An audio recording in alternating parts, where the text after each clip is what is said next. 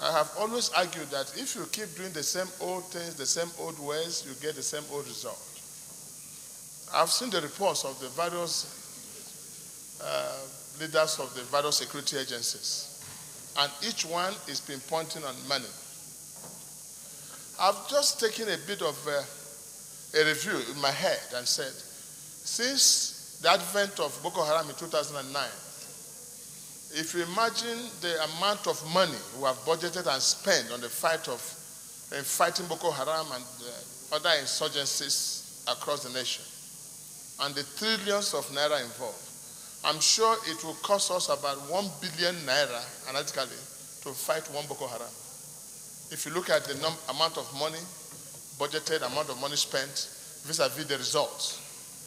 So it means that we really have to change the style. And what is missing in this report is that we have not, this committee didn't take out time to look at the relationship between the governed and the governed and the Nigerians themselves. Mr. President, I think that there's so much anger in the system. There's so much of complaints within Nigerians, and so the spirit of patriotism is lacking, giving us something that looks like there's no sense of unity among the Nigerian nation in combating this crime. And so what we have is commercialization of security in Nigeria. And so people are not making personal efforts, or people are not making sacrifices needed in fighting this. If you look at today, Mr. President, there's so much tension in our political parties, so much tension in our military, so much tension in our executive, tension everywhere.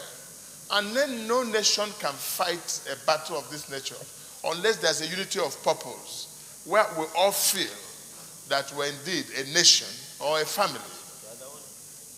And what it takes is a little bit of adjusting the system, rather than thinking that if we're pushing 1 trillion naira is going to curb crime.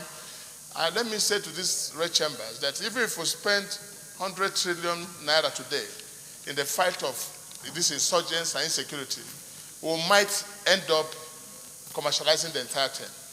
So let's just look inward as a nation. A nation faced with extreme danger.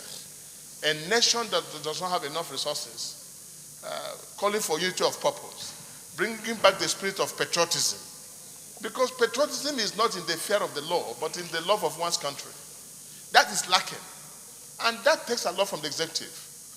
I would think that by now, we're changing our style, that the president, for instance, President of the Federal Republic of Nigeria,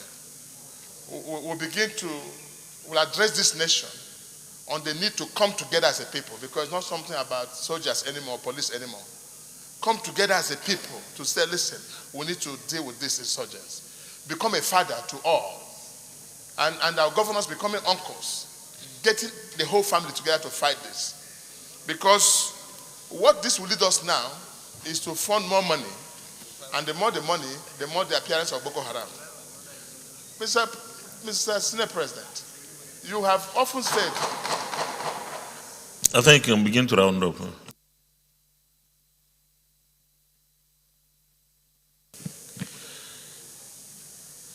I have always said in this hollow chamber that there's a co-relationship between poverty and insecurity.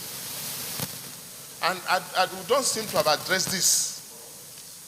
As what can we do to address the poverty situation, the hunger situation in this country? Because hunger plays a role. How can we change the entire economy to reflect on the stomach of the common man, such that people will not see Boko Haram as an alternative business to help their family survive? And I think, Mr. President, that if we really look at the issue of this hunger, issue of poverty, address first, it will cut down the crime. Because if we spend 1 billion naira in fighting one Boko Haram, analytically, then if the person sees 1 million, he will throw away his guns. So we need to address this issue. That's what I wanted this committee to further dwell on.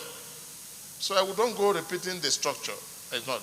Then the other very key point is that we have agreed on community policing here. We all agreed that let the communities play a role in partnership with local government, states, and the federal police in ensuring there's community policing, and give responsibility to the traditional rulers now, with their people, with their youth, to say, listen, you must defend yourself. Let's support you from behind.